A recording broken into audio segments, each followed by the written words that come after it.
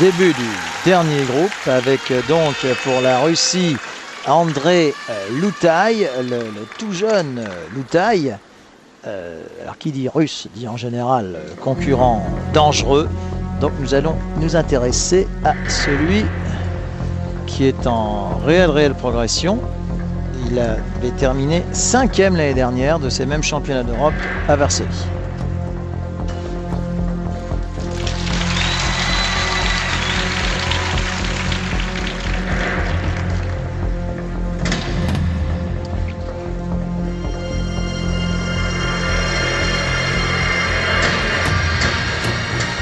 Oh.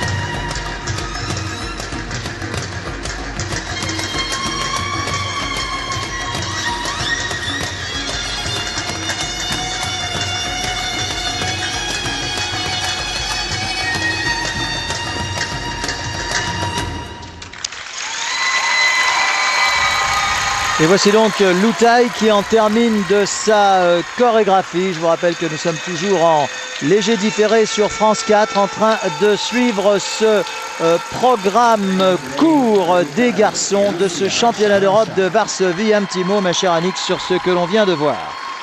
Eh bien, cela confirme que nos patineurs sont très nerveux ce soir. Une chute sur triple lutz et pourtant ce patineur avait tenté une combinaison de sauts plus facile que les autres compétiteurs puisqu'il n'a pas tenté de quadruple saut. Donc un triple lutz chuté et malheureusement c'est un programme qui n'est pas parfait. Avec une belle entrée tout de même, il a une belle détente, le jeune Loutaï, un triple axel superbe qu'on le voit là, 3 tours et demi, belle détente. Comment expliquez-vous, ma chère Annick, vous qui avez des explications sur tout, et notamment sur la carrière de Loutaï, qu'il a terminé 5e des championnats d'Europe et seulement 20e des championnats du monde? Y a-t-il autant d'écart entre les Européens et les mondiaux? Cela pourrait au moins nous prouver que le nouveau système a du bon. Ça veut dire que c'est pas parce que l'on a gagné une fois qu'on gagne toujours. Il faut faire, il faut réussir. Chaque élément a un nombre de points qui lui est attribué. Et si on ne réussit pas, eh bien comme là, vous voyez, ça coûte très cher. Le triple lutz en plus a une mauvaise quart au départ.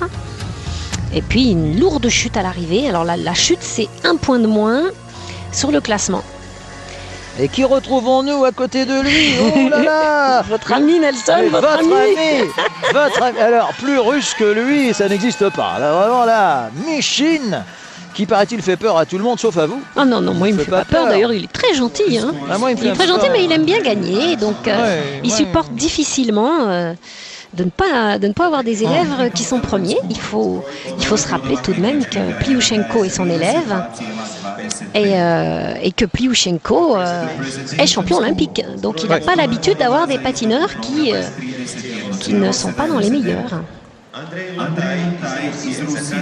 Et là, pourtant, Loutaï n'est quand même pas encore du calibre de Pliouchenko. Oh non, non, non, non. Ce ne sont pas des notes exceptionnelles.